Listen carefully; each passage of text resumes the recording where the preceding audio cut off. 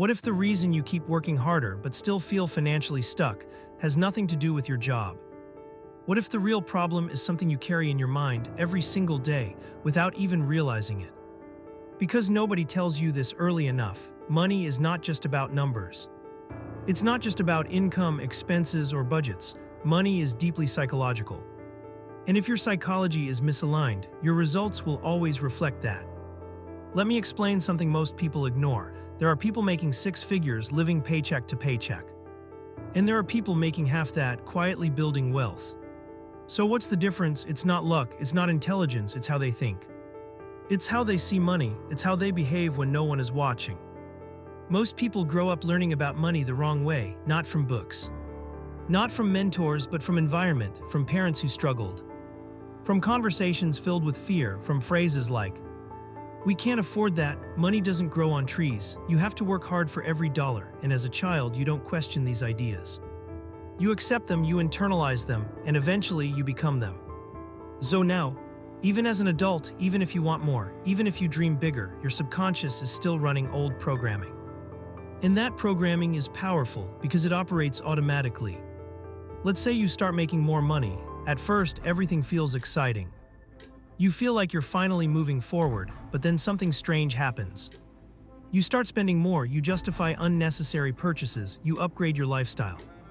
And slowly, without noticing, you return to the same financial position. This is not a coincidence. This is something called the financial thermostat. Just like a thermostat controls temperature, your mind controls your financial comfort zone. And no matter how much money you make, if it goes above what feels normal, you will unconsciously bring it back down. Through spending, through bad decisions, through missed opportunities. That's why some people win the lottery and end up broke.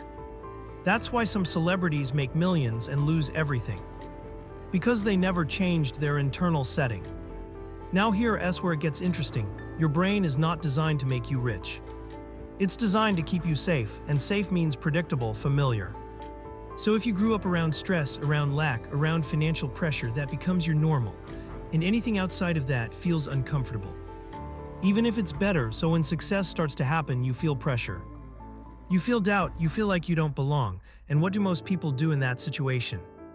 They retreat, they self-sabotage, not because they're lazy, but because their identity hasn't caught up with their reality. This is one of the biggest hidden barriers to wealth, identity. Because you don't rise to your goals, you fall back to your identity. If you see yourself as someone who struggles with money, you will continue to struggle. Even with more resources, even with more opportunities. So the real question is not, how do I make more money? The real question is, who do I need to become to handle more money? That's a completely different approach. And this is where real transformation begins, because once your identity shifts, your decisions change. Your habits change, your standards change. Let's talk about habits for a second. Because habits are the bridge between who you are now and who you want to become. Most people focus on big actions, big goals, big wins, big breakthroughs. But wealth is not built on big moments. It's built on small, consistent behaviors. Daily decisions. What you do with your money today matters more than what you plan to do next year. Do you invest or do you consume? Do you think long-term or chase short-term pleasure? Do you delay gratification or seek instant rewards? These micro-decisions compound over time, and they create massive differences. This is why two people can start at the same point and end up in completely different financial realities. One chooses discipline, the other chooses comfort, and over time that gap becomes impossible to ignore. Now let's go deeper, because money is emotional. You don't just spend money logically. You spend it emotionally. You buy things to feel better, to feel successful, to feel accepted, to feel in control. That's why marketing works so well.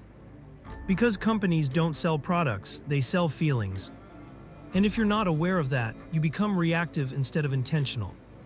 You start living based on impulses instead of strategy, and that's dangerous. Because emotional spending is one of the fastest ways to stay broke. Not because you don't earn enough, but because you don't control enough. Control is everything, and control starts with awareness. You need to observe your behavior without judgment, without excuses, just truth. Why did you buy that? Why did you avoid investing? Why did you ignore that opportunity? Every answer reveals a pattern, and every pattern reveals a belief. And beliefs can be changed, but only if you're willing to face them. Now let's talk about something most people avoid: responsibility. It's easy to blame the economy, to blame your job, to blame your situation. And yes, external factors exist, but staying in a victim mindset keeps you powerless. Because if everything is outside your control, then nothing is in your control. Wealth requires ownership, full ownership of your decisions, of your habits, of your results, even when it's uncomfortable, especially when it's uncomfortable. Because that's where growth happens. Now imagine this. Imagine you fully take control of your financial life. You become aware of your patterns, you change your identity, you build better habits. You think long-term. What happens? Everything changes, not overnight, but inevitably. Because success is not an event, it's a process of becoming. And the more aligned you are internally, the more consistent your results become externally. This is why some people can lose everything and build it all back again. Because they don't rely on circumstances, they rely on mindset, on discipline. On identity. That's real wealth, not just money in the bank, but the ability to create it again. And again and again. So here's the shift: stop chasing money, start building yourself. Because when you become valuable, money follows.